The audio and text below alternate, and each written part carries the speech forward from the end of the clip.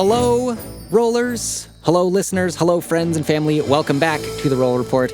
Don't laugh at me. I'm trying to find a good name for our fans, and rollers seemed like a good one. I think it's charming. I'm being laughed at. Yeah. I think it's charming too. Sure you do. Welcome back to the Roll Report. This is our live play portion. I am Colin. I use he and they pronouns. I am the DM here, and with me, as always, is my heroic trio. Hello, heroic trio. Hello. And our special guest, our first ever special guest. Hello, special guest. Hi. I feel really special right now. You are so special. Would you like to introduce yourself first? Yeah. Hi, my name is Hannah. I use they, them pronouns. I am on everything at Burger Queen Draws. And I'm also the social media manager for this wonderful podcast. Amazing social media manager. Yeah. Draws. Yeah. Booger Queen Draws. Booger Queen. You know, you're not really Draws. competing for a lot of SEO if you put booger in your name, is what I Nice found. choice. I draw D&D character art, and right now I'm doing a lot of Baldur's Gate 3 hot takes on TikTok. Yeah. Yeah. And Hannah is joining us because more friends make more fun. Who wants to go next? I just wanted to say that some of our TikToks have exploded It's thanks true. to Hannah. Wow. Thank true. you. So It's Great also job. thanks to you guys. You are wonderful and charming people. I was going to say, we'll give Wonderful. secondary credit to Rivulet. Bubble social media manager of the heroic It's true. trio. Bubbles bubbling up, man. So hot right now. Deep upwelling. my name's Kaya May. You can find me on Instagram at KAYAMEYY. I play Rivulet Starfish, who is a water genasi, druid, bard, princess. Mm-hmm. And my pronouns are they and she, and Rivulet's pronouns are she and her. It's an important distinction. Yes. It's not always the same. Oh, yeah. Distinctions. Hi, I'm Fenner Merlick. Do they, them, and most pronouns, especially if you're paying for a specific one. Really happy to chat about it. And you can find me at all Fenner.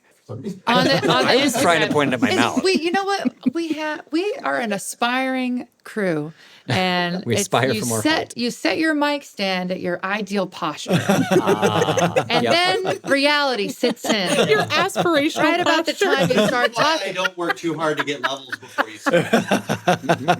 No, but I'm also, listeners, I'm 6 feet tall, so the height will vary wildly, depending on how low can you go. It's true. Anyway, I play Galen, who's, a human. He's your average human paladin, just a golden-hearted guy. And he uses he, him pronouns. But I bet he wouldn't care if he was looking really fly and you were like, hey, girl. He's With that tactical nipple ring. Yeah. Or is there the decorative one versus the tactical one? His tactical one has his pronouns on it. Perfect. I still feel like I need to make you the magic item of the tactical nipple ring that gives you a little +1 AC only if something targets your chest though. Oh, yeah. Because that nipple ring is certainly endowed. The story behind it is you would never believe it. Someday we'll hopefully dig into it. Check. All right. Well, this has been We'll pull it Rogue. out of you. And I use he, him pronouns. I am playing a character called Talus who uses Fey Femme pronouns, but Talus is a shapeshifter and is currently appearing to you all as Renton Connolly, the extremely charismatic bard with a Scottish accent. So here we are. Here we are. Amazing. Well, welcome, Hannah. And let's just do the thing. So last time, man, it feels like it was a really long time ago, but it wasn't. But my brain has been elsewhere. Last time, you had all just emerged from the collapsing demiplane of the wizard's tourney. You had seen Charistus the Archmage close the portal with your friend Ruby the Gnome still inside fighting as Ruby.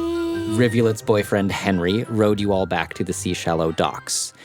As you began arguing with Charistus, Vec leapt out of the water and forced him to teleport you all to the council chambers in the inner ring. You were introduced to the council. As a quick reminder, Norton, the Turtle Cleric, is the counselor of the 5th ring. Typhoon, the Water Genasi, the 4th ring. Gel, the Triton, who provided tea for Rivulet, the 3rd ring. Tethist, the Archdruid, 2nd ring. And Halamar Windsweeper, the Sea Elf, is a counselor of the 1st ring. So you met the entirety of the council, those 5, along with a blue dragonborn named Rywin that was not part of the council. And you explained what had happened at the tourney, amusing Typhoon to no end along the way, who had nothing to say but just cracked up constantly. As you finished your explanations, another planar portal opened and Ruby crashed through on their broom, bearing the injured Ephazora of the Silver Flame and being chased by a tentacle. The council destroyed the tentacle neatly and 2 of them began tending to Ephazora. Under pressure from Ruby and the Sea Shallow Council, Charistus revealed that the tourney had collapsed in the same way 100 years ago, except rather than the portal closing and preventing this, the aberrations had been unleashed on the city. The Collegium and the Archmage's Council had stepped in to destroy the creatures, repair the city, and modify the memories of everyone involved. Only the Collegium Archmages were left to maintain the secret and advocate against the return of the tourney. The council then agreed to enlist your help in hunting down any aberrations that may have escaped from the demiplane as it broke, and to continue your investigation of the Harbingers of Crimson, the red-robed cult. You have now been employed in this endeavor. You have a per diem and a minimum of 100 gold pieces awarded on completion of a job, and the council said they will send an agent to assist you. You then departed the council chambers and took a slow water taxi back towards the Scarlet Osprey barracks to rest for the night, and that is where we are now. After some conversations, it is now kind of like later in the evening. The sky has been darkening. The last bits of sunset are on the horizon. The 3 moons are beginning to show overhead. Yes, there are 3 of them. I don't remember if we've talked about that, but there are 3. And you all are arriving in your in the destination of the Scarlet Osprey barracks. Alistair, as you all land, kind of hops out of the boat and excuses himself. Excuse me, I'm going to go and prepare a new sendcast about today, and I suppose I will try to go speak with the counselor in the morning, and wish you all very good luck. But I'm grateful we all made it out together, at least, and I suppose I shall see you all soon. Thanks, Alistair. We'll miss you. Oh, yes, have the most fun doing your sun casting thing, and if you ever get around to having a bubble, I will follow it. Well, we do, actually. One of our younger reporters convinced me that we should. We're at the Whisper. Oh, that's so catchy. They said so too, but I quite confess I don't understand it yet. Alistair, we've been through some shit. And I just know if we ever see each other again, we'll be on the same side. I'm quite sure we will. I just, I think you all are somewhat better suited to hunting down these creatures, and perhaps I can extract some information from the counselor. And, well, I suppose we each have our strengths, and we must play to them. Right. Well, if we needed anyone to pick a lock while you're gone, I'm not sure what we're going to do. Oh, that's quite flattering. Thank you. I've only tried 3-4 times, but it did go you're well. A natural. Thank you. I appreciate it. Well, good night and good luck on your hunt. And he slips off. So you return to the second barracks on the left, and at this point, I would say, are there any other things that anyone wishes to do tonight before a long rest? Conversations to continue. Floor wine. Floor Obviously. wine. Well, of course I go and check my floor wine. Yeah. Can't come back to the barracks without drinking some floor wine. Oh, yeah. And you know, the beautiful thing that happens is I go up to my dirt hole and I start clearing it off. I get down to the wooden slats that cover the little dank cellar. And I realized, hey, finally my floor wine chore wheel has it's being used. And the other guys, since we've been gone, I wasn't keeping it up, and they stepped up. Man, they stepped up on that floor wine. So what sorts of flavors fully of stocked. floor wine are we expecting this evening? There's more fruits and You things know, in it. Ben, don't you That's know the you thing can't get about between a man and Florida. his dirt hole? You can't tell what kind of fruits there are. You They're, just know it's good. In the they're world? just mixed together in the dirt hole. Just No, by the that's time they've just been where it's properly stored. fermented, there's no like real strong in one Exactly. taste. Well, It's just we'll have to do tasting notes then. We'll do tasting notes. We can mix it with ginger beer if you're a little like weak, you know. We could put a drop. You can have a drop on your tongue, okay, kid? Yes, last time I think I got too emotional. I mean, it does. It unlocks something within you. like no other floor wine. Deep within your cockles. Yeah, you called him that. I wasn't gonna go there in front Can you of the describe kid. what part of the body is your cockles? I'm not sure exactly. It's a hypothetical area around your heart. Yeah, things can warm the cockles of your heart proverbially. Right. It's That- true. What- those are the cockles. Got it. I thought it was just some sort of shell or something. Why don't anyway. I'm going to say the three of you that are drinking, roll me a nature check. Yeah. Oh, no. I just crit 20'd my nature check. Okay. Great start. That'll be the only 4. 20 I roll Okay. for sure. That's a 6. Okay. Rivulet and Galen, you just like the new floor hooch is just real strong and hits you right away. It basically burns out your sense of smell as soon as it touches your mouth, as like the alcoholic fumes evaporate and slightly scorch your sinuses. No idea what's gone in it, but it's strong and it's I think Galen realizes that some critical step was not performed correctly, actually, you know? Yeah. Like they didn't do it quite right.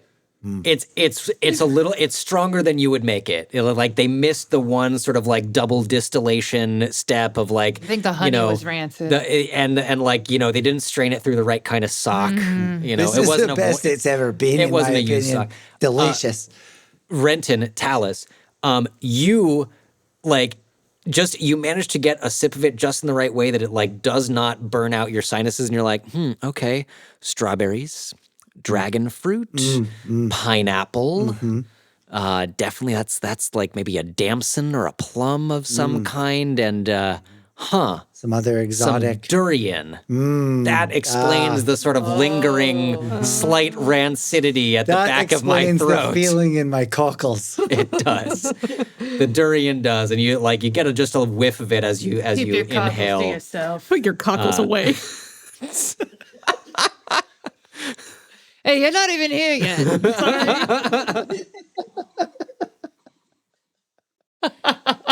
So, on that note, you continue drinking, washing away the foul stench of memory wipes by the Apparently, I Archmage's had Council. a vision. You did Saw- have yeah. a vision of someone talking I about saw Hannah cockles, in my apparently. vision. But Beautiful porpoise. after. And this is going to be the episode where we like don't get through anything because we're all laughing too much. So it's as long as we're prepared, it's great. We're great. We're doing good. So after some time, you eventually manage to get to sleep. Everybody can take a long rest.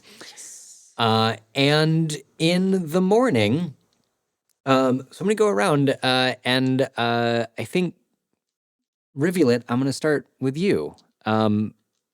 You wake up, you have, 9 is kind of back to its normal self. It's a little less, was very scared of the counselors in some ways. And, but as you wake up and sunlight begins filtering in the room that is yours in this barracks,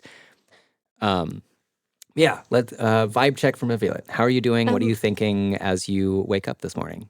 Rivulet's very sad. They drank. That happened. But they also saw a lot more death than they've ever seen before, the day before. And all these people in power had the ability to stop it from happening and then didn't.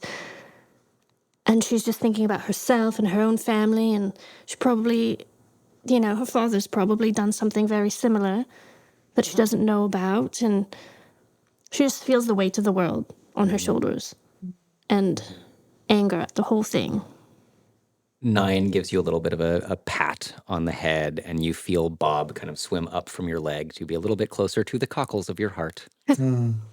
Bob is the sweetest, even though he's not the smartest. He's a fish. They don't He's have a a lot of himbo. memory. He's a very pretty fish and an extremely expensive one. It's true. Galen, vibe check. How is Galen doing this morning? The hallucinations from the floor wine have dissipated into the night as I toss and turn and sleepwalk around my apartment, eating various strange foodstuffs I have stashed about, gnawing on a dried clam. I think about my new friends, and this pretty exciting gig I'm on. I really love having a per diem. You never got that on the pirate ships. And I think I'm feeling pretty good. I'm ready. Feeling strong. Looking for Beck to maybe get a morning spar in. Make a perception check as you wake up and take a peek out. 7. Working my way up from the 4. She's an 8-foot-tall Goliath in plate mail with a giant polar bear. It takes you a minute, surprisingly, but it is because as you look out, the whole HQ, the whole base is a beehive of activity. But after a moment, you do see her and Cloud kind of at the corner of the training yard, just doing some general limbering up exercises and trying to get moving. Yeah, you can absolutely head outside for a spar if you wish. Just make a little block around. Take a walk and stretch. I like to walk off a hangover, So Rivulet and Talus, you guys hear Galen moving about a little bit and the door open and close as he heads outside. When Galen will jump back to you in a moment. Talus, vibe check from you this morning. And also, knowing, I think, that you're going to be out and about in the city, part of that vibe check, I would say, what face is Talus going to wear today? Or what are Faye thinking about wearing today? Well, so Talus is feeling a change coming on. Currently, Faye is still wearing the face of Renton Connolly, but after all of the experiences that I've gone through, particularly meeting the council, sort of shook something loose in me. This is the first time I have been in this world and around so many people. And then, having encountered all of these very dark forces, which are a reminder of my escape from the Fae under troubled circumstances, and my awareness of the of Theobald and all of the other nefarious practices that are going on. But then having seen the council, I am filled with a sense of sort of like confidence and consistency about Sea Shallow and its ability to return to equilibrium. So yeah, that's where I'm at. And feeling a change of face coming on, perhaps. Yeah, okay. I think a new identity may be in order soon. So I would imagine that Galen has left a breakfast of some sort as he goes out. Oh, yeah. Well, I go out and then I start finding all this. I just end up oh, yes, here's some food. And then I come back and make it. Because I got up way earlier before everyone kind of get up with Dawn, Absolutely. He's brooding in his room. She's brooding in her room, I'm out here making breakfast. Biscuits and gravy. More biscuits and gravy. We had some really good sea gravy, I feel like, from you recently. So Talus and Rivulet, you there is breakfast waiting for you as you eat, and you hear kind of over some of the commotion, just the big sounds of hammer, metal on metal as hammer hits armor. Galen, as you head outside, Vec finds, as you find her in the training yard, stops what she's doing, kind of stands up and nods. Galen? I just kind of do a really silly one of those, like, let's fight stances. She chuckles and then squares up and like drops into a stance with her shield on her arm. Yeah, what did we do? I think we had you rolled 3 attack rolls, trying to land a hit on Vec, and she is going to do her best to block. So why don't you make those rolls? Oh no. Oh, I just maybe lost my luck. I got a 5. Oh no, 7. 7. Yikes. What happened? As you Embarrassing. you square off, and as you make a couple attempts, and after a moment, Vec stops you and kind of like holds up a hand and like takes a step back, makes sure that that you are not going to unexpectedly attack, and says, Vec, think you distracted by something on mind? I mean, just a bad drink last night, maybe. You know, other drinks also exist, not only dirt hole wine. You caught me. You caught me. You always know. Vec, no, most things happen in barracks. No judgment, just Well, I feel like my performance other drinks speaks exist. for itself. You're right. Maybe this is the day Galen turns a new leaf. But Well, maybe I'm gonna try that floor wine again and see if it got any better tonight. she nods and chuckles a little bit, and she takes a step closer, still kind of like significantly taller, and brings a massive hand and kind of places it on your shoulder as gently as she can, and it's still just heavy enough. You're like, okay. Vec, proud. You do good work, protect city. Now, council seem to trust. Oh, thanks. I'm to do you proud. Good luck on hunt. Hell yeah. Smack some things for me.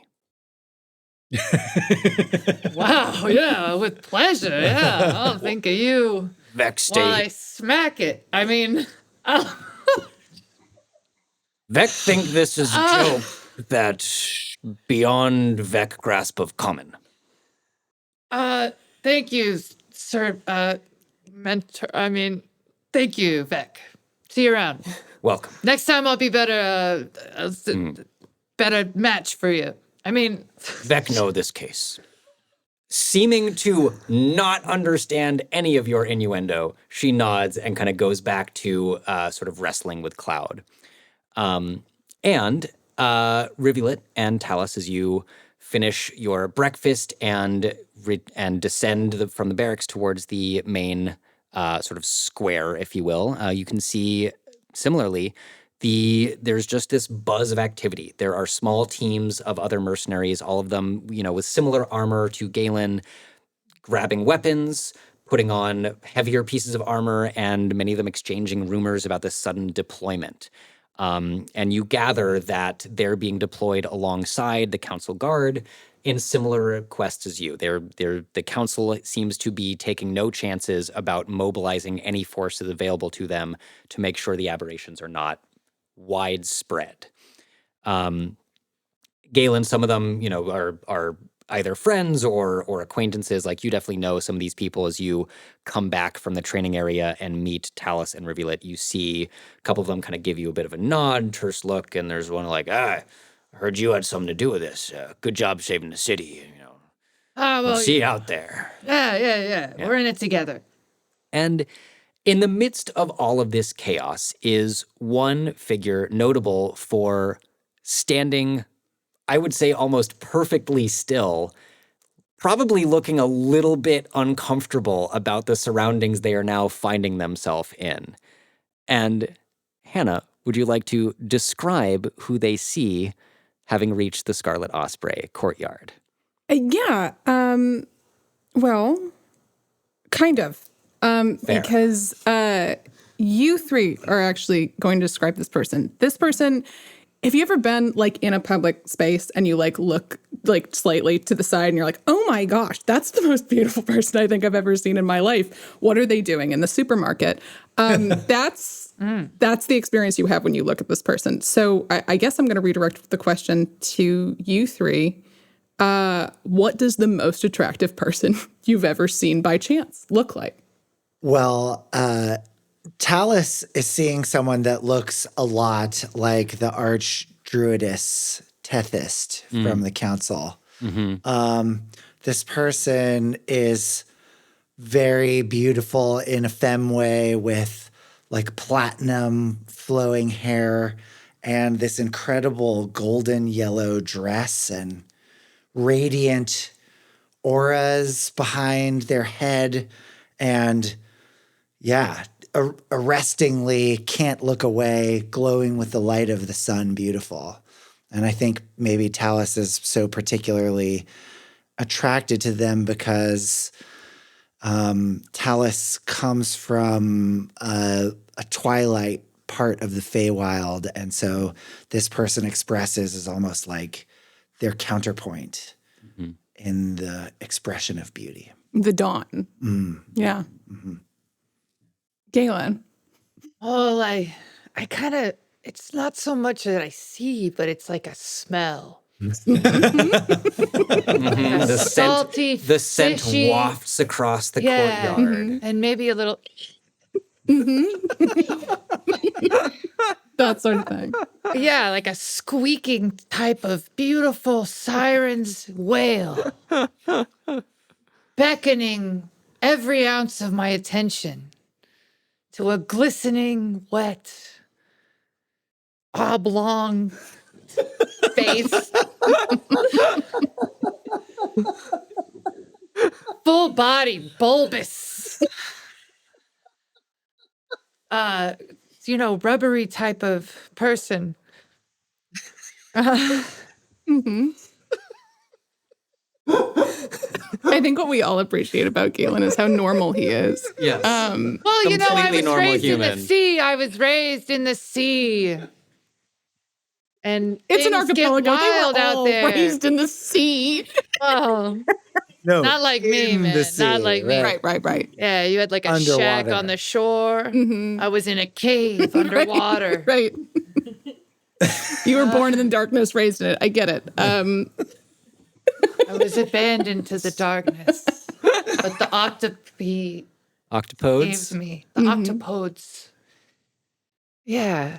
And as a young buck swimming around, you run into dolphins and they change you. In a way, they give you something an octopus could never give you. Absolutely. So there's that slippery woman coming towards me. Actually, really, you can't tell right off the bat. Yeah. You have to wait. Till they breach. Right. Rivulet. I see a centaur.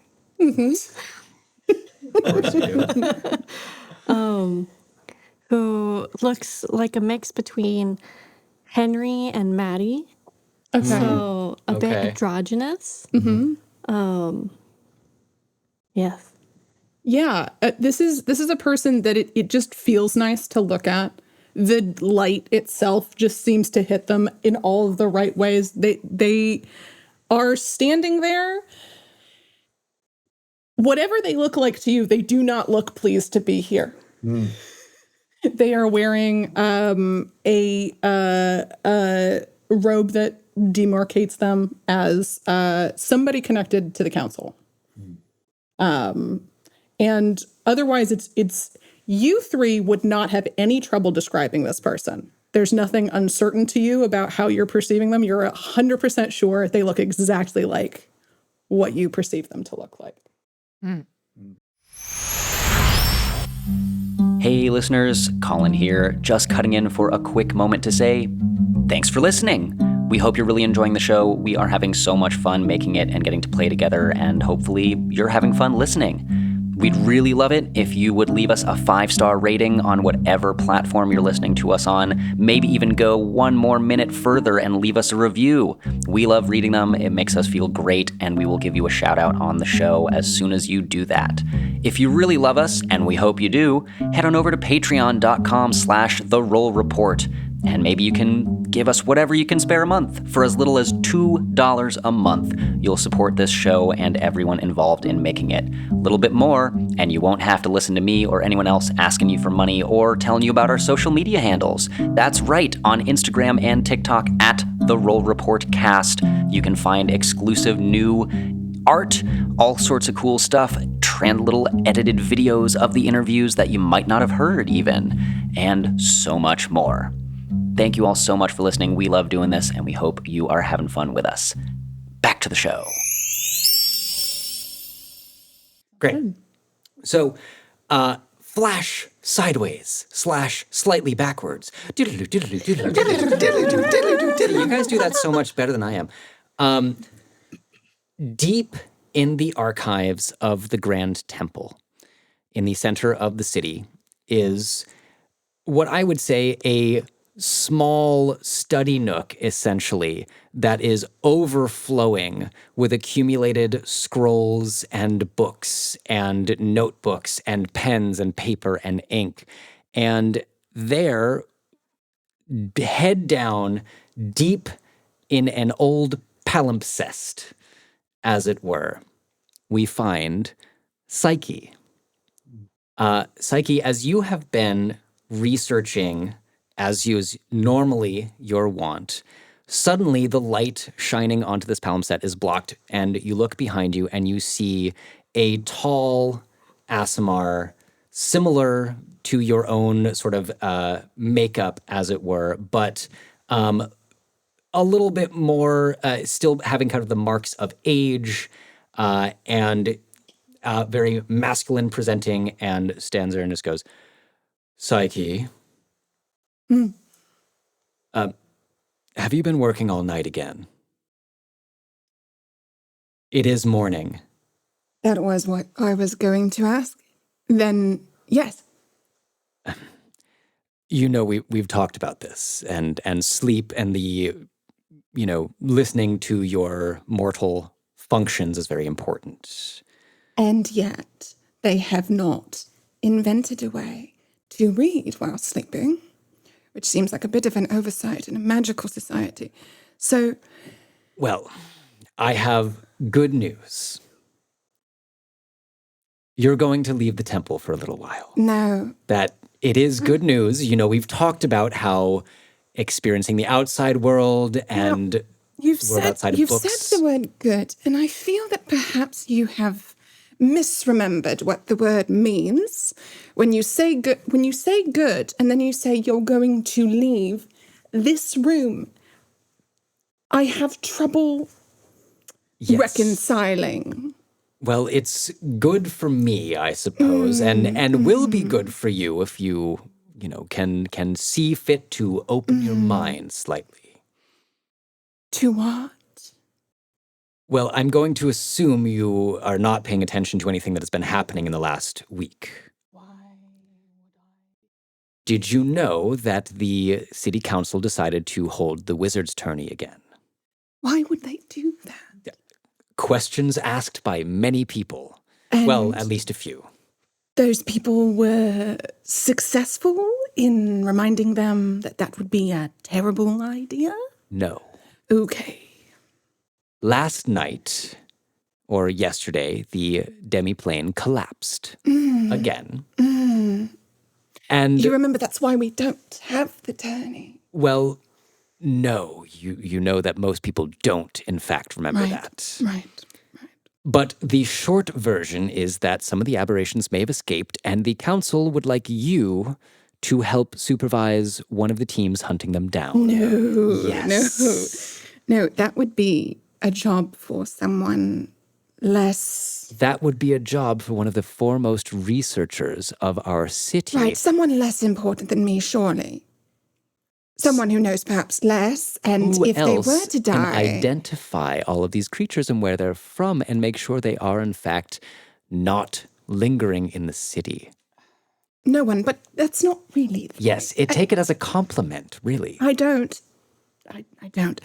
Sorry, okay, so I'm going to be sent out, with like a telescope of some kind? No, you're going to go and accompany a team of 3 adventurers as they help rid the city of these aberrations. Was this decision perhaps made by the same people who thought that having the tourney again would be a good Psyche, idea? Okay. I recommended you for this. Why? Why? Because I know that staying in the temple forever is not a good idea. I am aware that you're very comfortable here. Your research has proven fruitful. You are an invaluable contributor, and yet there is no substitute for the practical experience of the real world. There is, and that's why we write books as a society. It's why we record our experiences so that we may impart them to others without them having to have them. Yes, and those people must have the experiences to write the books. Think of the book you will write after this. No, writing is very tedious. You have to, it's such a process. In any case, and this person, this is the head of the temple. You have had a long and productive working relationship, a workplace acquaintanceship, if you will, to you, I'm sure.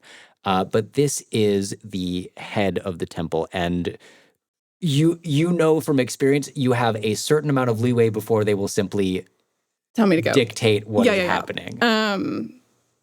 Is that really? There's no way that I can convince you that perhaps I am much better suited to being here than roaming around with, I don't know, but a group of, I assume, highly qualified mercenaries.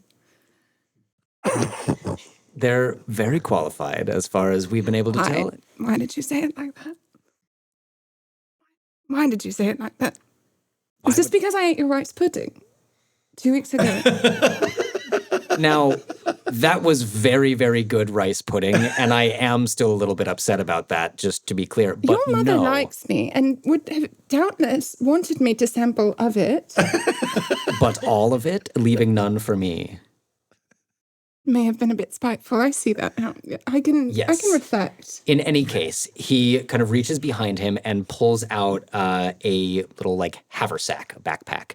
He says, now, there are a couple things for you in here. There are also some things that are, contractually-ish should go to the adventurers that you meet. Now, you're going to meet them at the Scarlet Osprey Barracks. Ew. Yes. One of them is, in fact, a mercenary. Why did you say it like that? Why did you say ew like that? It's fine. Listen, so one of them is a mercenary. What are the other two?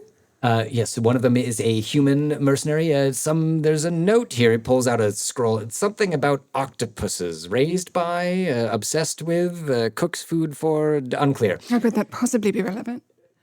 I'm just simply reading off the notes that the council had forwarded to me. So that's one. They didn't have more detail. The second one is the Princess Rivulet Starfish. No. Yes. No, yes. not Atlantis. Yes. No, and sorry, so the second is her bodyguard, her accompaniment, her... No, as I understand it, her bodyguard is going to be taking her place at trade negotiations. Okay, so this is... You wish me to die. You wish the entire world to collapse. You wish for a political... Psyche. Not Lantis as in... Not Lantis. Remember what we talked about meditating on optimism. Princess, the one that claims they own the entire ocean.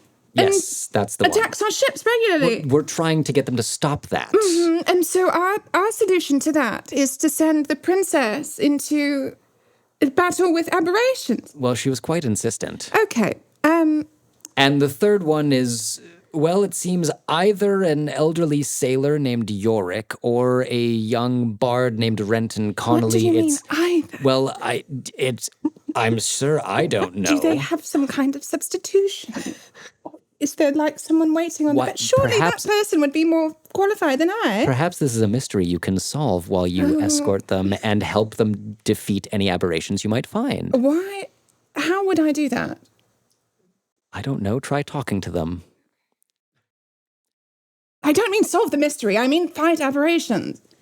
If it makes any difference, the other thing they are investigating is this red-robed cult.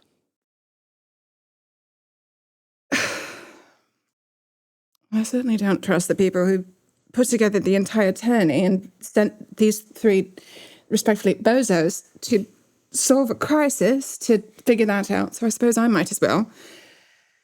You might. And do be careful. I could be careful in this room and would be so safe. Yes, but you can do that after you help them. Fine. Just Give me the bag. trust me. Fine. And rewinding. So, Psyche, after this conversation, you were kind of handed this backpack, examined a few items, and made your way to a water taxi. And now, waiting in this chaotic, crowded, mercenary courtyard, you see the three bozos in question nearby. Okay. All of them, I think, looking at you with an expression that you have grown accustomed to in your number of years of the first time anyone who has not met you before sees you, going, Yes. Hello, you here? Oh, hello. Oh, my goodness. Hello. Right. I am Psyche Filianian. Oh, I'm here for you three, I suppose. oh, wonderful. I'm Rivulet Starfish. Yes, the Princess of Notlantis. Oh, you know me. Yes, It yes. is a pleasure, Your Highness. Galen. Renton Connolly here at your service. Pleasure to meet you. Do you know The Henry? pleasure is all mine. Do I know? Yes, you look like you're a relative of his. Oh, I'm so sorry. I imagine I appear to all three of you to be wildly different. It's a thing I do. No, I don't know. Do you think all centaurs know each other? How do you know Henry's a centaur if you look different? I just have a sense of it.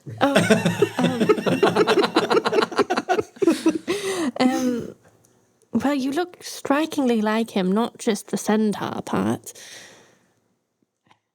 So, no, I don't Who think. is this Henry to you? Oh, well, he's a cutie.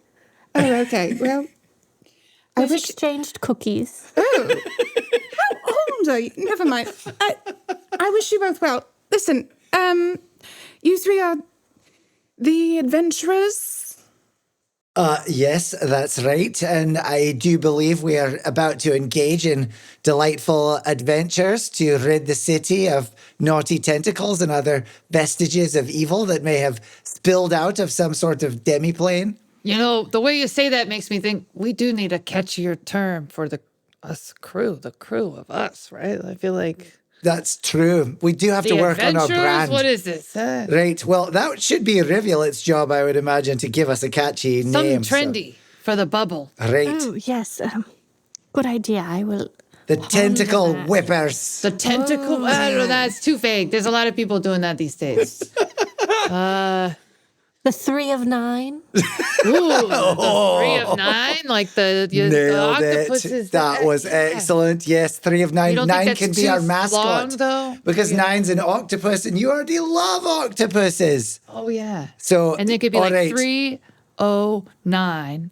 So it's like a really short handle. That's got right. this. You're the one with the Can you explain the octopus thing to me? They are my family. They are my home. That explains so little. I can't wait to learn more about that. Okay. You three have a per diem? Yes? Yeah. I reach into the bag that I have, and I have some stuff for you, do I not, Colin? You do. I do. Yes. Presents. Presents. I love things and stuff. So I'm going to present to you your per diem, which I believe is 100 gold per day. Is that correct? No, that Oh, was Jesus. our. That'd be a lot. no, I'd love for you to get that wrong because you're so out of touch with life. I'm pretty sure it was like Out two there or in the three, book nook. 2 or 3 gold per diem and 100 perfect. gold at the end of the. That's at a the end of lot the easier job. to carry. Yeah. So Yeah, so Psyche, you have this bag with a not 100 gold per diem, Sorry. but a slightly smaller per diem than that. I don't know what you people make. And the rest of these things, which you can reveal, or I can, as you wish. I would love it if you did it. All right. So Psyche continues pulling things out of this bag. The first thing that emerges is a scimitar. Galen. Yes. Well, I guess let me. I feel like what I want to do is like say what these things are, and then let Psyche describe what they are as you hand them off, because I'm sure that's going to be. How does that sound? Yeah, let me look So- up their descriptions. Well, so I can tell you, and actually, Talus, Rivulet, and Galen, these are in your inventory now. So, Galen, you're about to receive a scimitar of warning. Okay. Talus, you're about to receive an enduring spell book. And Rivulet, you're about to get a bag of holding. Yes. Oh, cool. For all my things and stuff. So I'll start by handing the scimitar to Galen. And as I do, I say, well, I don't really with weapons very often, but this will warn you of danger as long as the weapon is on your person. So I would keep it nearby, as one does with... Where are you going to put this? I feel the need to ask. The scimitar? Yeah. Well, I'll carry it over my shoulder. Okay, that's workable.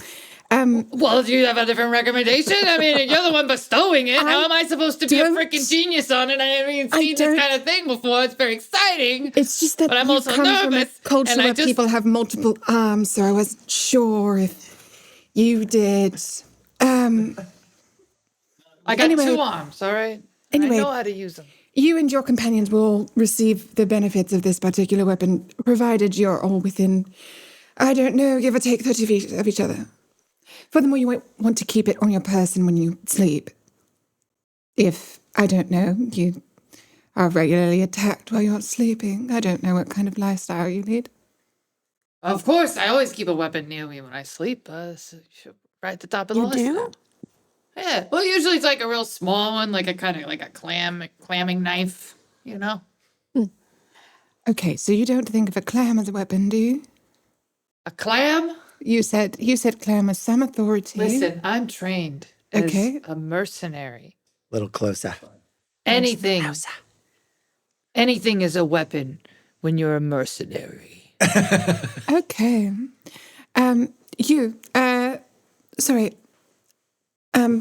This is a spell book that cannot be damaged by fire or water, which both are, regular environmental hazards, I assume, in your line of work. What is your line of work, precisely? Well, I've been doing a lot of things here and there since I've arrived in Sea Shallow.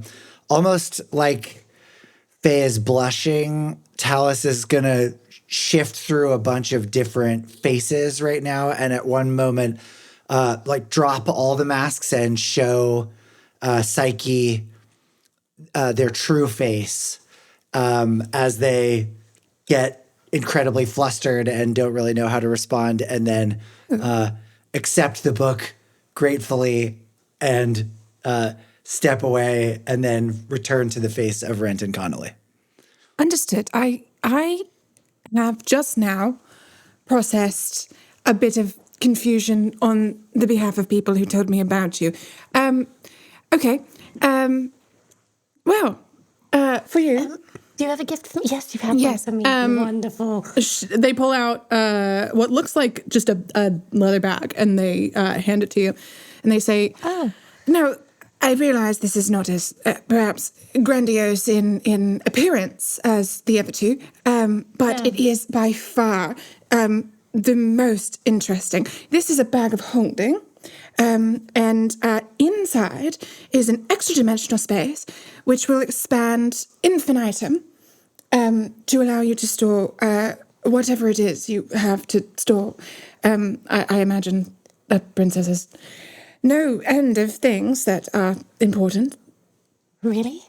Yeah. I can carry everything with me? Yes. Wait a minute. These guys got like an enchanted book and a super bag. What? I just give me a knife? Does my scimitar do anything? Or is it kind of like blessed kind of thing? It will wake you up if you are attacked while you are sleeping. I don't know what kind of things are useful to you. Okay, it'll wake me up. It's okay, so I can't be crept up on.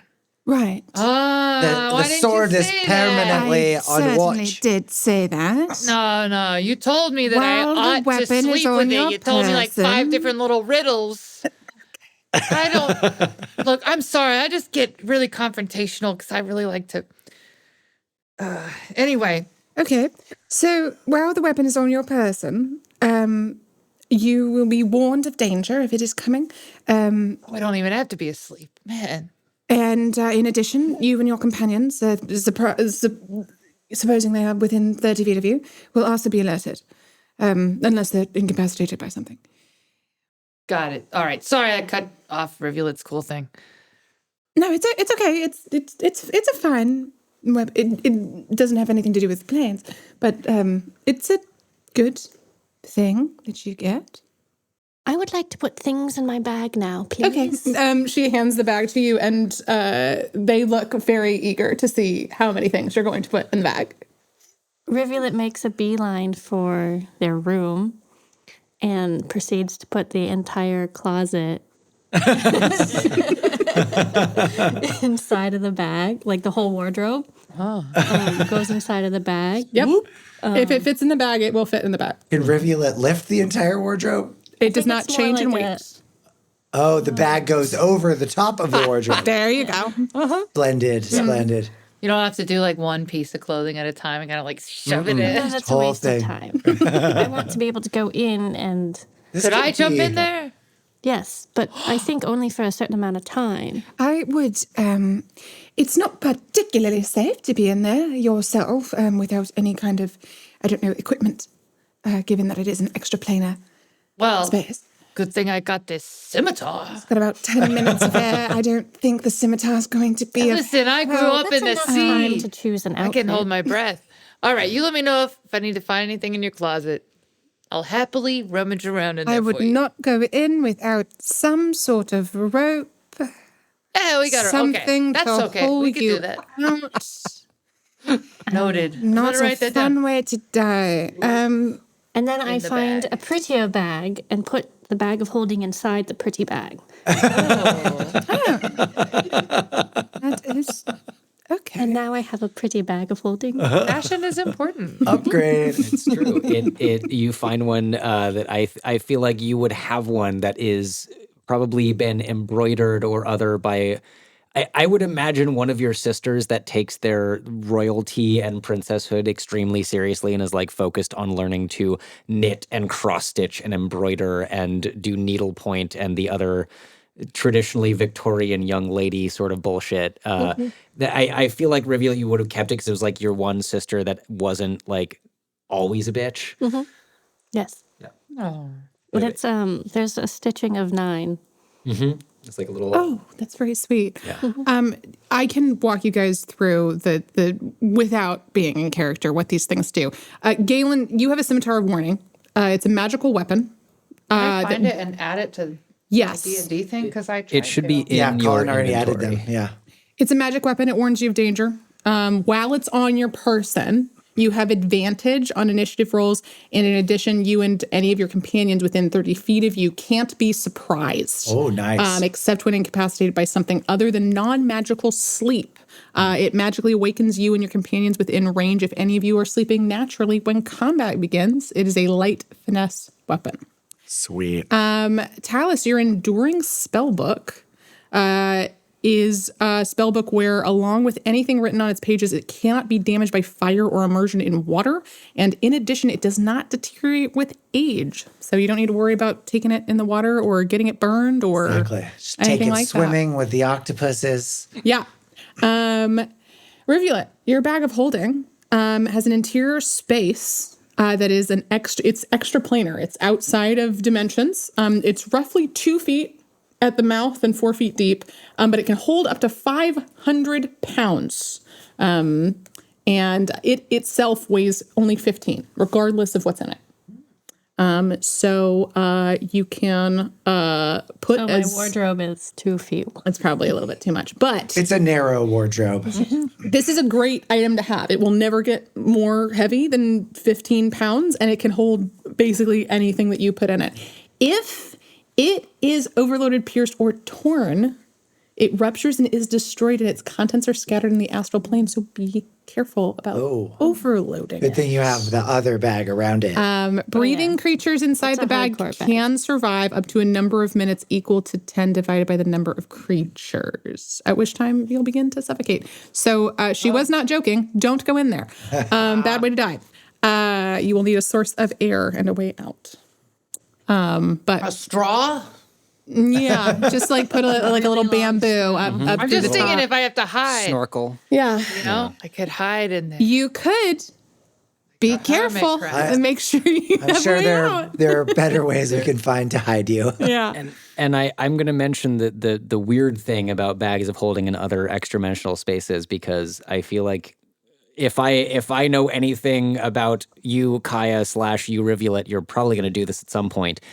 A bag of holding, in addition to like 2 bags of holding or a portable hole or any other sort of weird extra-dimensional space, if you put them in the same space, Oh, put don't them do that. inside each other. Sorry, don't do that. I should have said that as a planar researcher. They are immediately destroyed and open a one-way gate to the astral plane. Anything within 10 feet is pulled into a random location in the astral plane, and the gate then closes and cannot be reopened.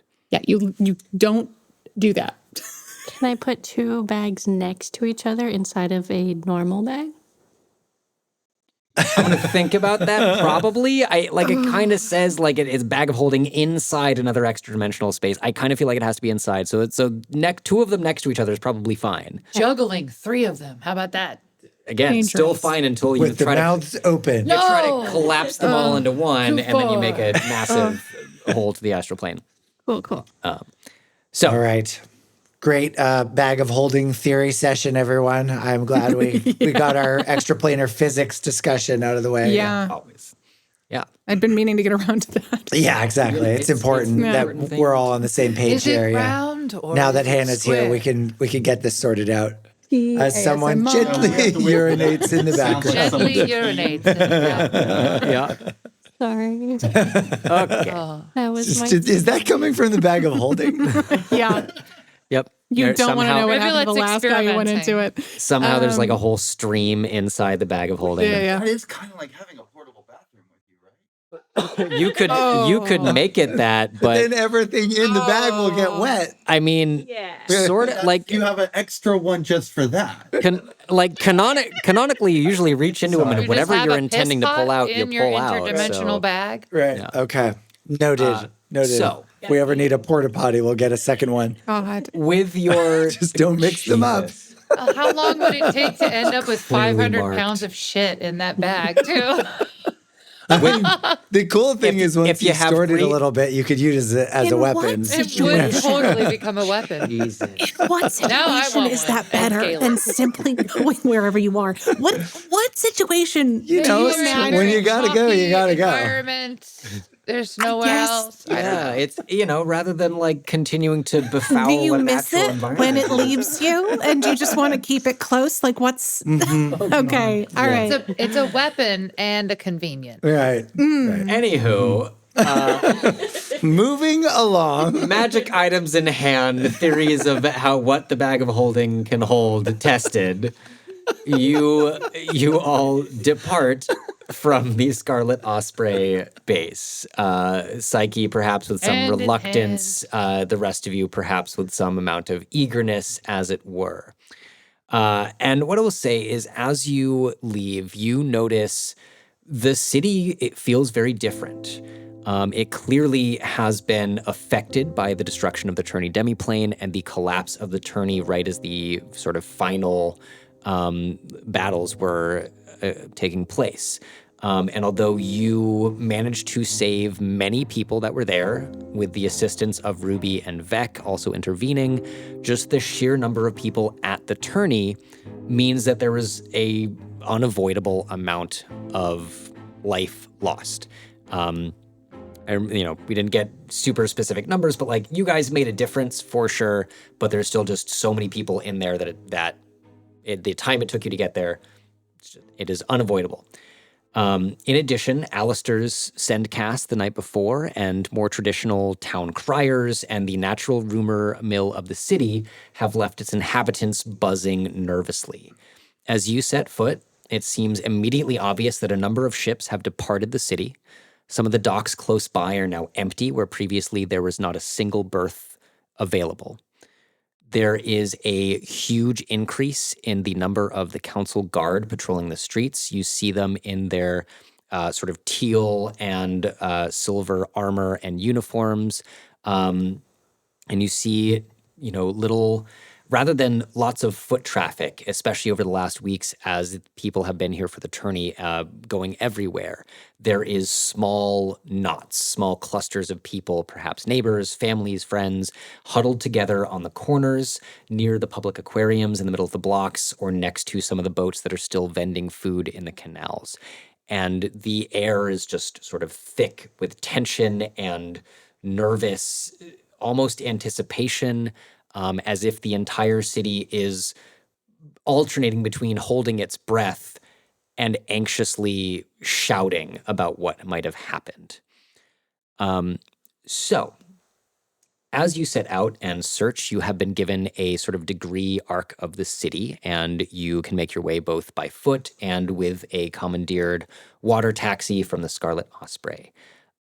Everybody, make an investigation check, please. 16. 8. 19. 19 as well. We're investigating so I must have well. Perception. shared my luck with everyone else and not 54. left any for myself. Okay. So it takes a little while. You spend a little bit of time kind of you're having to do, I would imagine Psyche would do this in a very systematic way. It's like, no, we must go this many blocks north and then turn around and kind of go back and like keep doing a pretty, like a zigzag throughout this arc. So you cover the entire ground that you are supposed to. So it does take a little bit of time, and you continue to see these hallmarks of the city being a little bit on edge, clumps of nervous people. As you go, I think all of you have the passive perception to pick up fragments of conversation. It seems like people in the city don't actually know what happened. There's just the tourney collapsed. Like almost everyone knows someone who didn't make it out just because the city is kind of that nature. And there is rumors that it was the people from that island 3 weeks to the west of us that hate us. It was the god of the undersea who was mad about something. It was the god of the sky who was upset about the demiplane. It was just human error or humanoid error. It seems clear that the council, at least, and Alistair have not disseminated all of the facts about what happened.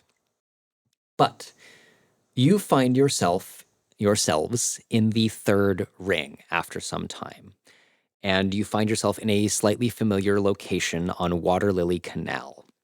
And as you turn a corner and begin one more of these sort of systematic sweeps of the canals, you hear from kind of the end of the block someone just going, "Wait, that's That's not a kitten. What the hell is that thing?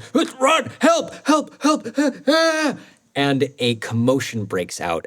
You see at the end of the block the slightly familiar sign of Shampoodles, the fancy pet grooming place.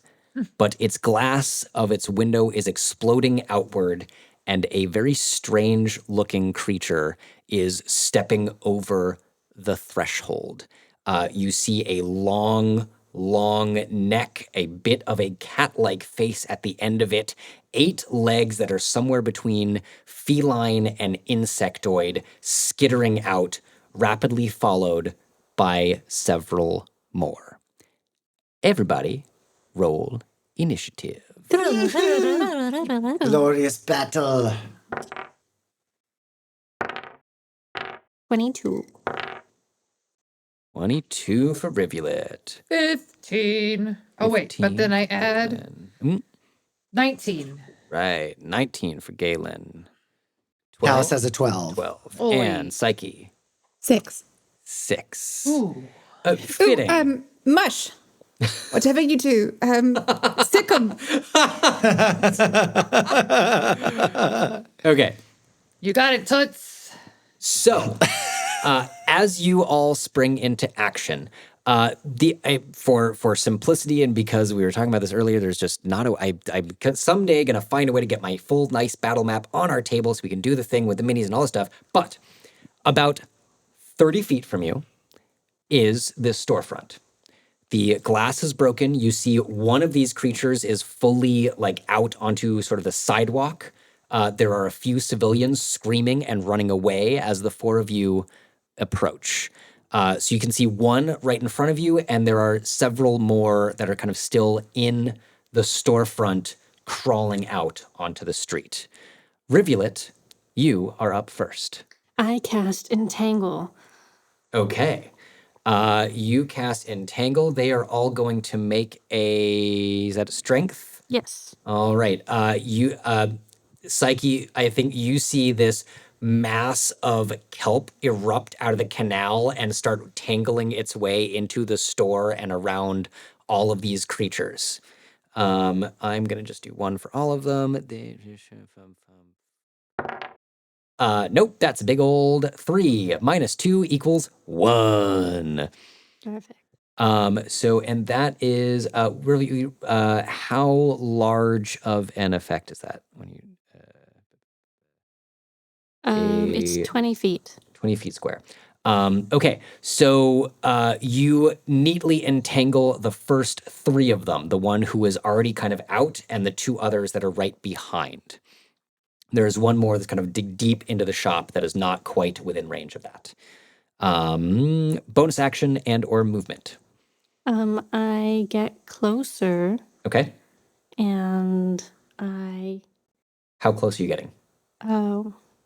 as close as I can. You can get right up into melee 5 feet away from the one that is already out of the building. Okay. Okay. And then I would like to do poison spray. So that is an action. You've used your action to okay. cast Entangle. Your bonus actions, you've got Been a while your since we've been fighting. yeah, totally. Bonus actions, you've got your Bardic, your Inspiration, can be given to any creature other than yourself within 60 feet. You can also turn into your starry form. Oh yeah, let's do Starry. I want to impress Okay. the cute lady. And which form? You're the archer or either the other ones? Archer, chalice, or dragon? The archer. Okay. All right. Rivulet charges 30. Well, do you want to go the full 30 right up into its face? Yes. Okay. Rivulet runs forward 30 feet, slowly on the way, turning into a luminous starry form. When you take that form, you can make a spell attack against a target if you would like. Yes. All right, so that is a +6 for you, d20 +6. 10. 10 is, I think, not going to hit. Okay. But you are right up. So up close, you can see you think it might have been a cat at one point with an extra couple legs. It's a little bit hard to tell. And I think Rivulet of anyone, probably you have seen on Bubble the spider kittens that this shop is known for grooming. But these are absolutely not them. No. Galen, you are up, followed by all of the things, and then Talus. Yeah. Divine Smite. All right, running Coming up, at ya. running in 30 feet. Oh, yeah. Okay. Go for and let me. I think you have advantage because they are restrained, and I believe that does mean you get advantage on them. Yes, attack rolls have advantage. And also at 5th level, you can swing twice. Yeah. Ooh, Get two it. swings. 2 swings on the first one, 7, 13. plus your modifier. I think the 13 is almost definitely going to hit. It is. Let me see for you. Are you using your new scimitar, by the way? Oh, hell yeah. Yeah, totally. So the scimitar of warning gets a +7. So I think that means your first hit would have been a 14. The second one was 13, so okay. First one misses. Second one hits. All right. And then my bonus action is a telekinetic shove, All right. with which I shove one of the creatures into like the perfect spot, like a layup to our friend Renton Connolly. Okay. Yeah, I will allow it. Roll your damage and mark off a smite if you're going to do that. So scimitar is a d6 plus 4, and your smites are 2d8. 5. Mm-hmm. And then 2d8. Mm-hmm. Wow. 6 total. for Total. those. Okay, so 11 total. Oh, Right, yeah. 5 and 6. Okay, and that one is going to you're kind of running right up next to Rivulet, smacking the first one that's in range there. Mm-hmm. Oh, Okay. yeah. It fails its strength save again. I'm going to say that it is entangled, but you managed to kind of shove it in a way that will give Renton a clearer shot. I'm going to say, Renton, that is the equivalent of the help action for you. Then they're restrained. You do have advantage. And they have disadvantage. Okay, and on their turn, they can use its action to free itself. Okay, the first one is just annoyed at being like smacked around. It is going to try to. It's going to try to bite you, Rivulet. It has disadvantage. Does a 14 hit you? Where am I looking? Your armor class, AC.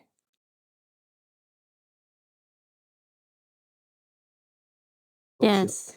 Okay. Bite hits you. Ooh, okay. That's less good than we hope. Okay, so make a Constitution saving throw, please. D20? Yes. 6 plus anything? Your Constitution Well, 8. fails. Okay. Oh, no. You take 9 piercing damage plus 11 poison damage. I'm resistant toward. Oh no, that's acid. Okay. And you are poisoned. You have the poisoned conditions. You have disadvantage on attack rolls and ability checks. You can make the saving throw again at the end of each turn. Galen is going to take 2 claws at you. Oh. First one's just a 10. I think that misses. Yep.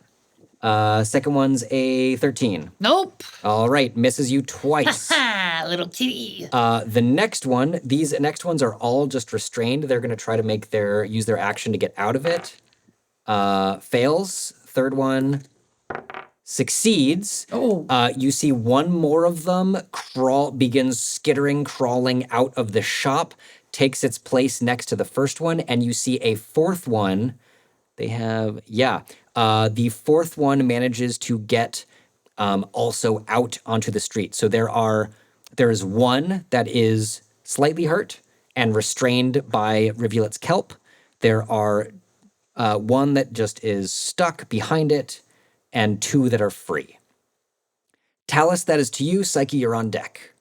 The one that is currently restrained is in front of Rivulet. Yeah, Rivulet and Galen. I think they both just kind of look together. I'm going to. Talus is up. It's Talus. Talus I'm on and then deck. you. Got it. Yeah. Okay, so with my bonus action, I will produce a shadow blade and dramatically gesture towards the closest spider kitten and say, Shalindria, attack! And a fairy will spring forth in front of you all, immediately manifesting from the Fey realm. And this fairy is going to face step to whichever one, the farthest cat spider, what are we calling them? I mean, they were spider kittens at one point. Technically, they are now Nyogi. Okay, so the farthest Nyogi that the fairy Yeah, it can. the fairy spirit can reach, she will face step over to it and, assuming the fuming mode, will attack it with her sword, her short sword. All right. And so it looks like we are your spell attack modifier to hit, so that's a +7. So I'll just roll this thing. See, and that is a 16. That'll super hit. Okay, great. And so then the damage is kind of a complicated math equation. It's 1d6 plus 3 plus the spell's level plus 1d6 force damage. So I'm going to roll 2d6s. That is a 1 and a 6. So 7 plus 6 more. So you're looking at 13 damage to that one. 13. The rest of you see from almost nowhere, this fairy just appears in front of Talus, skitters forward, disappears, reappears inside the shop, stepping or floating over the broken glass to stab into the last of the spider kittens still emerging, cutting it very deeply. It does not look happy. But like, imagine that, but with like more tentacles and like 18 mouths. Yeah, there we go. Yeah. All right. Anything else? That's my turn. Okay. Psyche, that is you. Rivulet, you are on deck. Okay. Colin, would I, with my background, have a sense of what these creatures are, or no? Ooh, I think you probably would. Give me a nature check with advantage. That's going to be a 16. These are you've read about some of these creatures. These are definitely not of this plane. But they look a little bit off. Like the ones you read about were a little more insectoid, and these ones seem like they, if you had to take your best guess, they like bit a spider kitten and infected them, and the spider kitten has begun mutating. Okay. But they are definitely like related to, if not identical to, things you have studied and seen in some of the ancient scrolls. Okay, then I'm going to need to get up close and personal with this thing. So I'm going to run up to where Rivulet and Galen are kind of facing off with the one that's hurt and say, excuse me, pardon me. And I'm going to hit it with an unarmed strike. Mm-hmm. That's going to be an 18 to hit. Hits. And then as part of that unarmed strike, I'm going to Fury of Blows as well, which I believe I need to roll to hit again. That's a 24 to hit, so. Hits. So it's going to be... and one more, because your Flurry of Blows gives you 2. That's right. So that's 8. You have two attacks per action. I do. So that's going to be... that's an 8 damage, and then Flurry of Blows is... How many times do I roll again? 2 more. Mm-hmm. So that's 8, 7, 5. So that's 15, 20 damage My first one. 20 total. 20 total on my first one. And I'm also, as a part of that flurry of blows, I'd like to analyze the creature. Yeah, absolutely. Analyze. So wait, just so I'm tracking it, if you flurry of blows, you have a total of 4 attacks, Yes. right? And you hit on all of them, and that was total of 20. Is that Yes. correct? Great. Okay. What does it look like as you extract the aspects of this creature?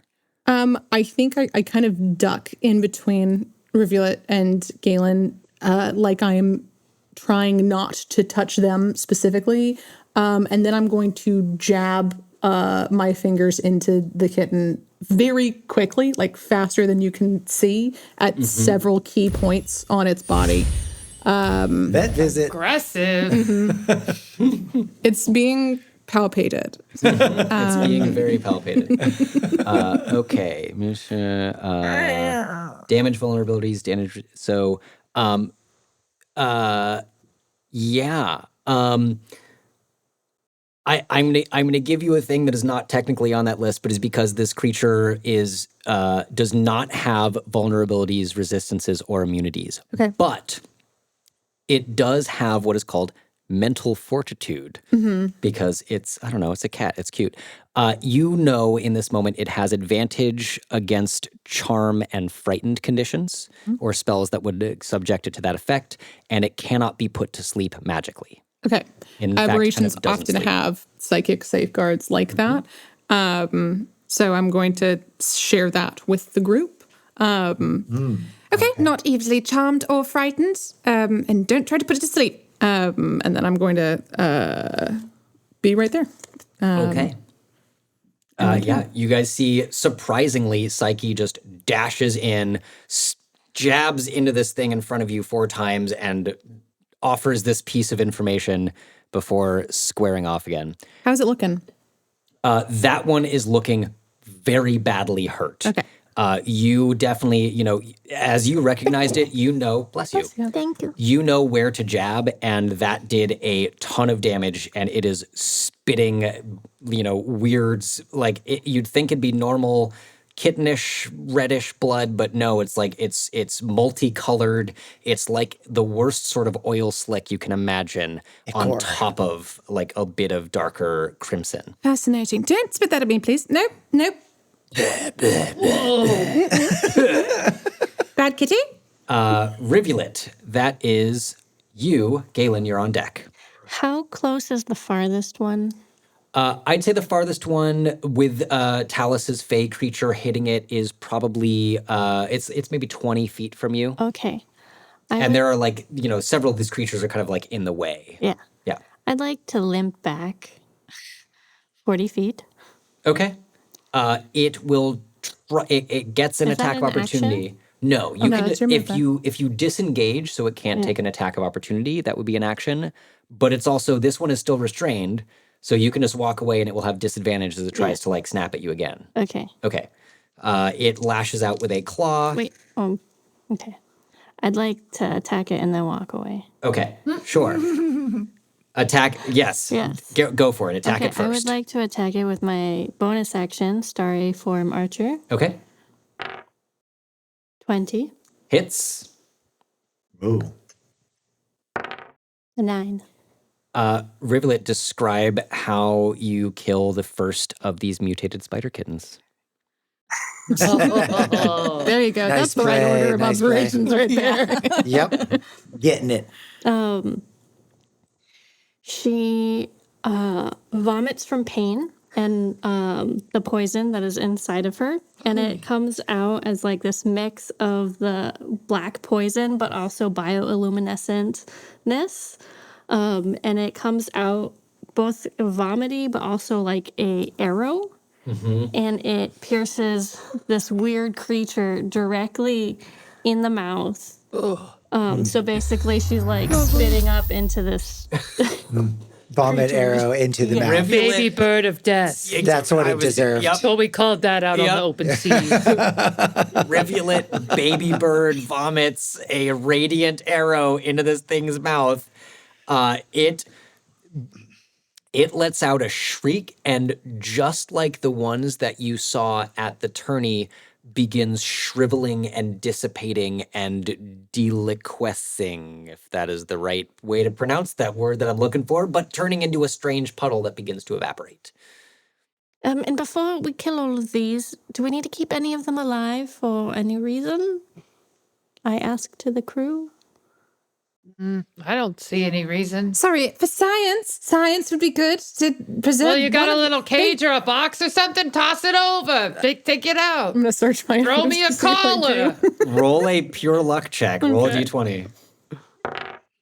That is a nat 20. You absolutely. Why I would pull you? it off my back. I unfold it.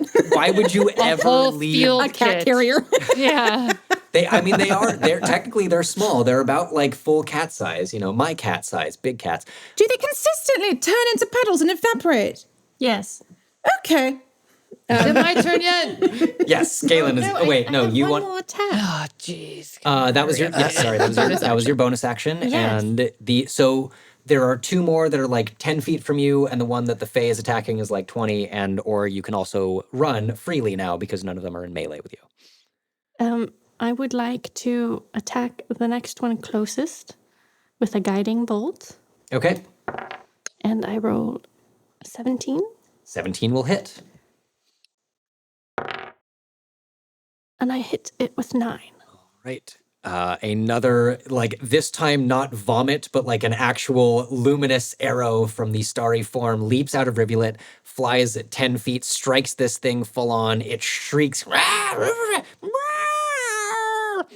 It does not look happy, but it looks okay. Not deeply, deeply hurt by that. Anything else? Running away. Yes, and Okay. I take Rivulet backs off 30, 40, 20 feet. 20 feet. All right. Galen. All right. First off, I take a telekinetic shove and I shove another one of these creatures towards the cat carrion cage of our dear friend over here. It super fails. That is a 4, becomes a 2. It is shoved. You shove it like 10 feet, right? I think it is Up shoved. to 30 feet, actually. It is shoved into the cat carrier. Oh, I slam it shut. Bazanga. perfect. Amazing. That was so great. All right. And then, of course, I pick up that beautiful shining scimitar. Fresh as the day it was forged. Fresh as the day. And it was forged. I'm ready to get it bloody. All right. Goopy. Yeah. Back at it again with the smiting. You're hitting one of these other two, not the one that is currently in the cat carrier. Yeah, I know. The cat carrier, that one's with taking care of it. Okay. It's a field study. The research. Was that the one I Research No. this. No, you killed yours. No, the I- other one's in the cat carrier now. But I hit 2. One Yes. is dead and one Oh. is injured. Yeah. So Okay. I'll go after the injured one. Okay. So the one that has not been hit at all is the one in the cat carrier. Yeah. Great. That's wise. Smack it. Yes, yeah. Go for it. I've been called that once or Undamaged twice. specimen. 2 swings with your scimitar. Let's talk Second about try. the first one. Okay. All right. Plus, yep. At the Plus- yep, that's a 20. That'll hit. Hell yeah. So D6 plus 4, and are you smiting? And am I smiting? I'm asking. Yeah, it was a divine smite. Okay, great. Why so- not? Why not yeah. divine smite? I'm So a paladin. I'm you are? holy. All of You are my ve- smitions. Very holy. So 2d8 for the smite and a d6 plus 4 for the scimitar. All right, we got a 5 for the scimitar and an 8 for the smiting. Right. Was that who's math? 13, right? 8 Five plus and 5 is 13. 13 correct? plus 4, 17. All right, that one's looking badly hurt. The smite explodes, radiant light erupts. The whole sort of area around you brightens for a moment. It looks very badly hurt, lets out another weird, slightly kittenish shriek. Exactly. Not looking good. Papa wants some kitty socks. Actually, Psyche, I think in this moment, as you're like watching this, you realize that Galen is also wearing the hide of an aberration as fingerless gloves. Fascinating. Okay, that is the creature's turn with Talus on deck. This one is not restrained anymore, I think. Is that right? That is right. It's going to take a bite at you, Galen, in response to that smite. Nope, that is a natural one. It bites itself in the foot. And then it's going to take 2 claw attacks, one at you, Galen, and one at Psyche. Galen, that would be nope, that's a 9. And Psyche, that is a 15. Uh-oh. Does not hit. I'm sorry, 16. What does 16 hit? Meets it, beats it. Yeah! My creatures do damage occasionally. It misses. Galen reaches out with a claw and, big damage roll. That is, yes, 10 slashing damage. That is that one. The one in the cat carrier is gonna, Psyche, you see that it like looks up at you for a moment. The full kitten face comes back and it just gives you the biggest, softest kitten eyes it possibly can. Mm-hmm. Make a wisdom saving throw, please. That is going to be a 15. Wait, wisdom save? Yeah, 15. Succeeds. For a moment, you hear a little voice in your head going like, you should just let me out and we could be friends. I'm a really nice kitten. And then Meow. meow. And then its face goes back to this weird insectoid, horrible thing. You realize it has attempted to charm or enslave you, as these creatures are known to do, but your years of training have forced it back. It snarls, and it's going to try to slash at you through the carrier with disadvantage.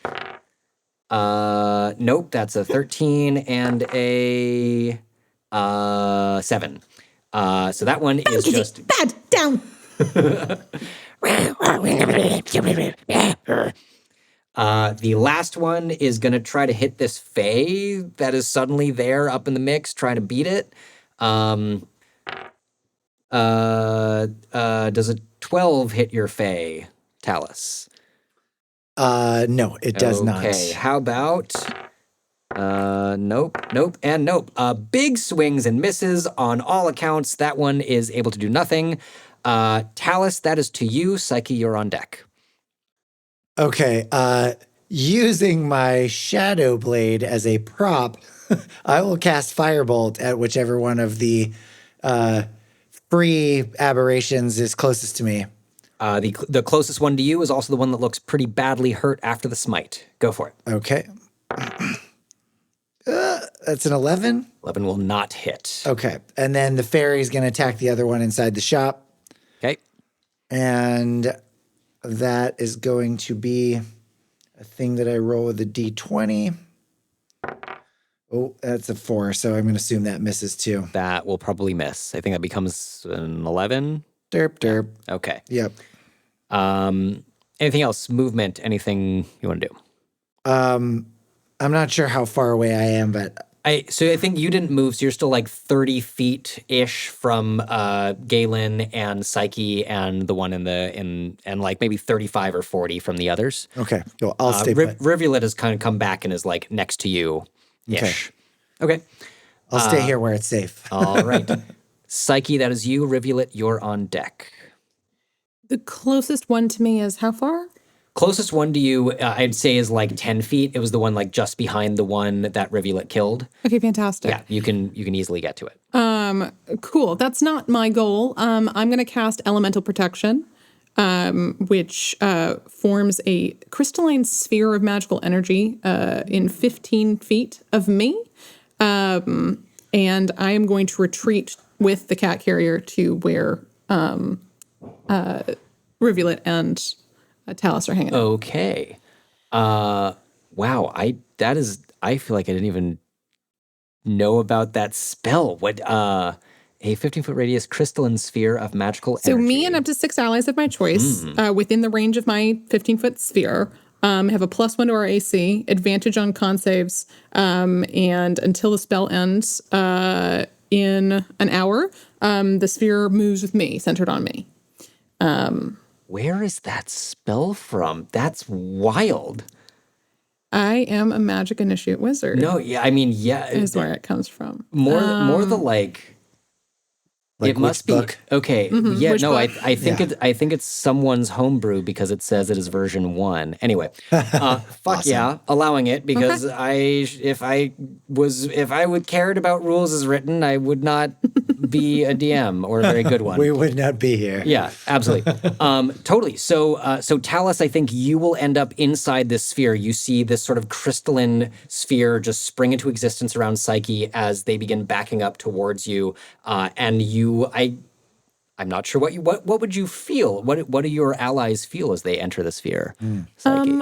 I think there's warmth that kind of hovers right over your skin, and also there's like this slightly giddy feeling in your stomach, like when you really, really like someone.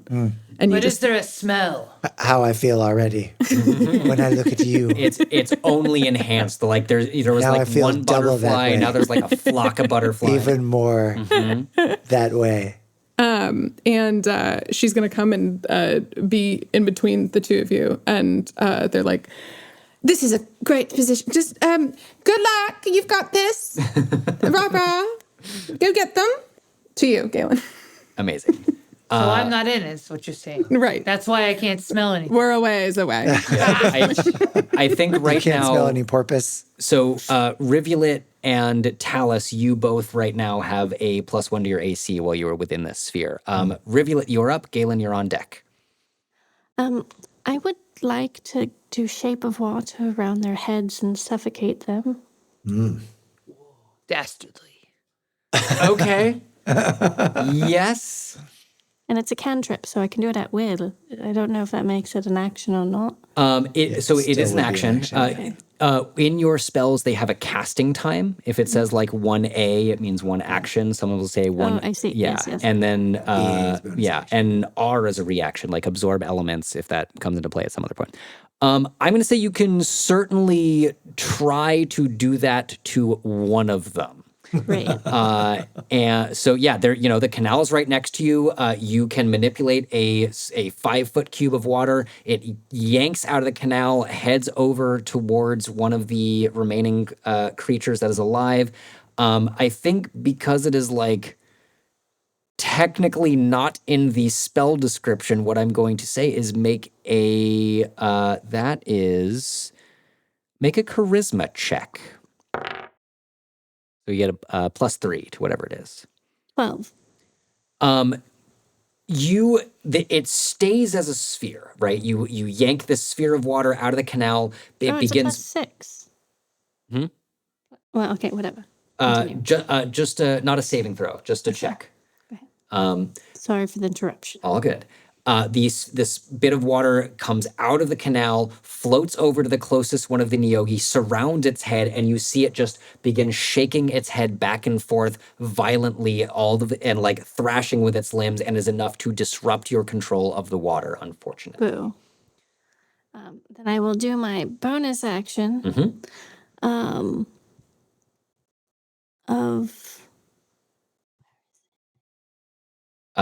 story form. All right, so spell attack.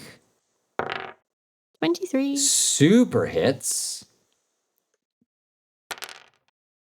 7. Rivulet, describe how you deal with the second of these creatures. I open my mouth, and this time I start yelling at it, and the vibrations of my words are illuminated by these bioluminescent plankti, and each each plankti hits it one at a time and creates 7 damage. The rest of you see this like sine wave, vocal waveform pattern ripple through the air from Rivulet to the closest, pretty badly hurt of these mutated spider kittens, it goes down, also begins deliquescing and collapsing into puddles. So there is the one that is in the cat carrier, and there is one left that is fighting the fey creature that was summoned by Talus. Galen, that is to you. This creature is about 10 feet away, so you can very easily run up and smack it if you wish. Well, then that's what I'm gonna do. All right. Smacking with the scimitar. Smack it away. I got the rah-rah from the sexy porpoise, so I'm in it to win it, baby! Inspired by the porpoise of your dreams, you charge in, swinging away. Roll a couple attacks. Oh. do I'm gonna have... use my luck. All right. So I'm gonna roll 4 times instead of just 2. Or 8 times. Wait, And I'm gonna take the top 4. Your 1 luck point re-rolls what you just rolled. Just 1 roll? Yeah. Damn. All right, fine. All right, 18 plus Okay. a 7 is That'll hit. 17. 25. 25. So, I'm pretty sure I did my math right there. And second attack? So 1. And You could that's use a plus- second luck point if you wanted to, but you only have 3 of them a day. I only have 3 in a day. Okay, so we'll take that 25, I think. Are you smiting again? Yeah, I'm gonna smite again. All right. What else am I good for? I'm just kidding. I love smiting. You can very cure good at wounds. You I have been can shoving things telekinetically cast as well. augury. Others Augury anyway. is too hard to pronounce. So 2d8, d6 plus 4. Right, if you're smiting again. Yes. Ooh, that looks like better numbers. Oh yeah. I got 5 and 2, 7. And a 6. Is 13. 13 plus 4 is 17. You deal another big smite to this creature. It looks very badly hurt. You neatly carve all of the legs off of one side. It like falls over and starts skittering with its remaining 4 Cut legs. off like enough for a wallet, maybe? Yes, absolutely. Sure. You can certainly have the hide to make a wallet out of this creature if you wish. Okay. Let's see. The one in the carrier, it cannot try to charm anyone. Sorry, anything else? Well, don't I I think that get was it. 2 blows? One of them missed, right? You roll you're right. one in luck point and then one missed. Yeah. So you could shove it again, or do you have another bonus action? Yeah, I'm gonna shove it over. Yeah. Shove it over to my buddy over here. That becomes a 1. It fails, terribly fails.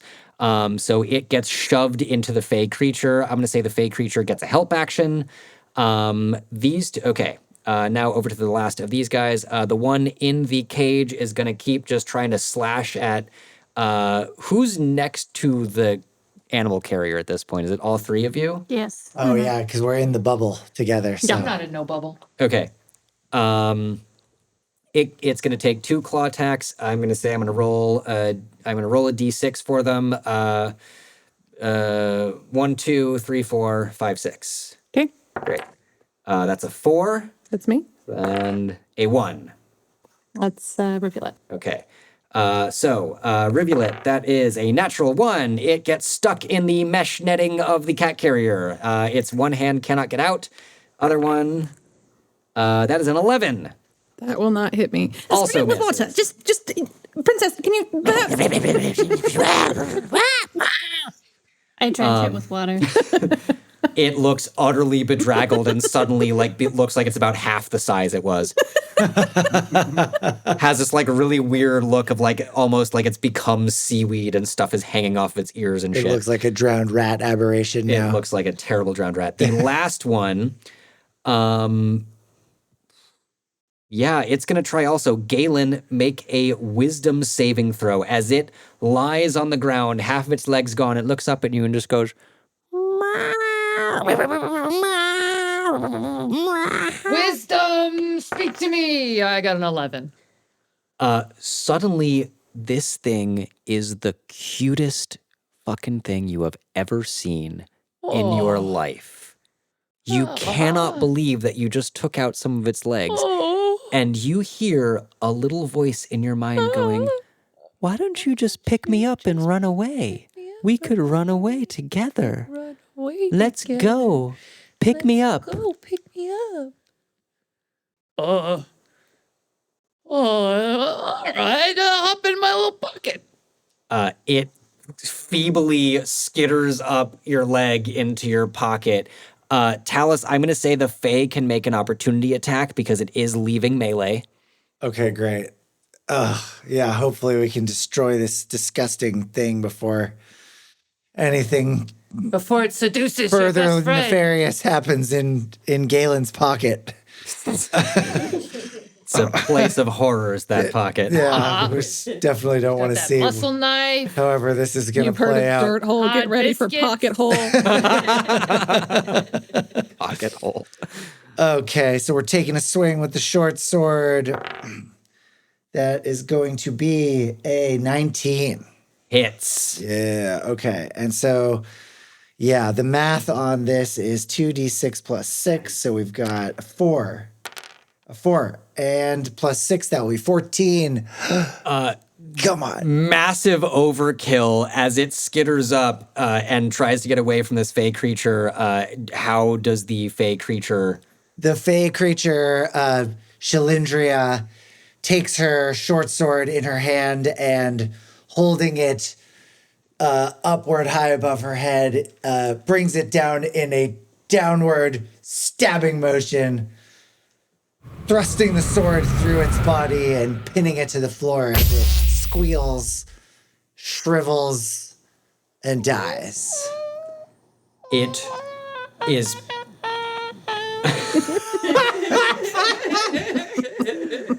How did you know that was the sound it makes? Amazing.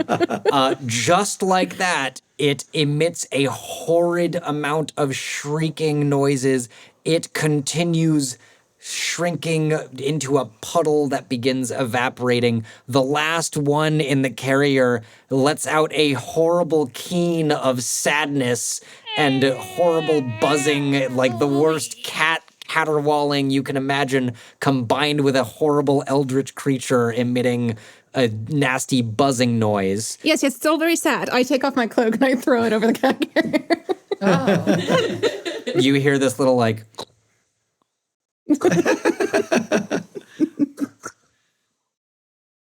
coming from under the blanket.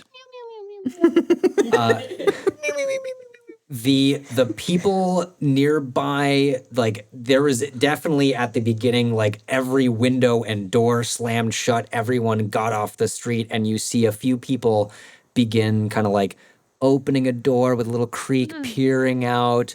A couple people start going like, yeah, Clap. yeah, Turns into fast clap. yeah. Turns into applause. Don't clap in the mic. Don't clap. We know. And yeah, as people begin emerging, and a couple of them start coming up, trying to like shake people's hand or like clap you on the back and congratulate you. That I think is where we shall pick up next time. No, please go back into the houses. I don't know why you're coming out. Oh, you're really great. Wait, like I'm like shaking hands. Yeah, I know this guy. You Taking work around here, offerings of right? drinks. Yeah. Hey, wait, you look like you came from the temple or something. What, you out here with the normal folk? Or like, what's going on there? Please go back into your houses. It's very dangerous. I don't know what. Why are you coming out? There was just a. Okay. All right. Well. As Psyche tries to get the excited crowd back into their homes, that is where we'll pick up next time. Mwah. Wonderful. Oh man. Battle. Yeah, how do we end this thing? Thank you so much for listening. Follow us on social media that we mostly use. We are at the Roll Report Cast, where Hannah does an amazing job of putting up all sorts of cool stuff. Follow us there on Instagram and TikTok. If you like the show, why don't you go ahead and leave us a 5-star rating on Spotify or Apple or Google Podcasts? Which Yeah, will you don't even have to like the show to leave us a 5-star rating, true. actually. You got to listen to one If you've episode, but we gotten got this one that's far, like 5 you minutes. like the the first show. one is 45 seconds. It's true. If you listen to 45 seconds, you could just leave us that review. And yeah, on Apple Podcasts, if you write us a review, we love it. It is so cool, gives us warm fuzzies, helps other people find the show, and that's not the right thing. Real quick, let's see. Has anyone new left us a review? No, just still have this wonderful one from Trey Boucher. Oh. Thank you, Trey. I'm Colin. You can find my cats on Instagram at nogoodcats.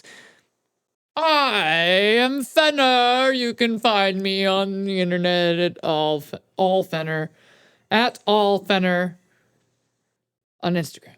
My name is Kaya, and you can follow me at Kaya May on Instagram, KAYAMEYY.